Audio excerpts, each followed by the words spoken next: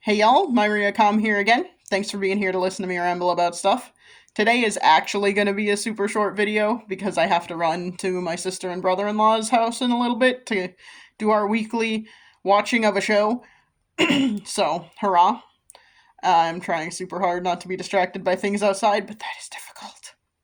Anyway, yesterday one of the things I mentioned briefly was that I was kind of struggling a little bit with the fact that I talked to my brother over the phone and mentioned my gender identity, my preferred pronouns, all that stuff, and he seemed kind of unresponsive, and I'm struggling with it because my hope, my assumption, giving him the benefit of the doubt, is just that he was probably busy or tired or something. But there's a part of me that wonders if he's actually just unsupportive and all of that. I don't know, but it is a worry I have, so ta-da. And it just kind of made me feel crappy on top of everything else that was happening yesterday. Um, so today I had lunch with my sister, and that was one of the things we talked about. I was wearing this pin, which is a non-binary snake. I can't get the lighting to be good, but it's a non-binary colored snake, and so she asked about that, and I was like, oh, cool, I will tell you.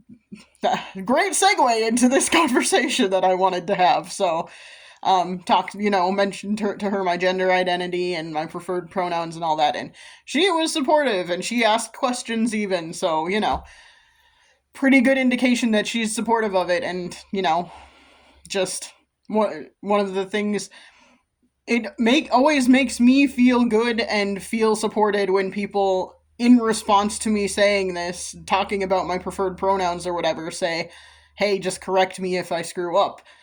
And I'm like, yeah, I get that you will probably screw up, so that's fine. She actually mentioned that she had listened to a podcast, and she can't remember which one, so hopefully she'll be able to tell me at some point if she remembers, but she had listened to a podcast where they had talked about like gender neutral terms for family members, and she had heard of the nibbling one for nieces and nephews.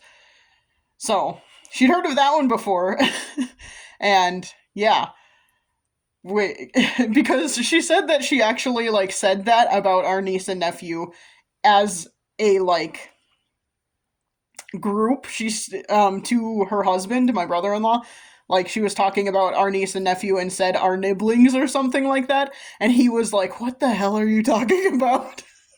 But I'm like, that's good, because then you can use it as like a group term instead of having to say niece and nephew or nieces and nephews or whatever. You could just say nibblings. That's great. So I do kind of like that one. It's like kind of cutesy. So since they are getting older now, I'm like, oh, I don't know if it really works, but it's whatever.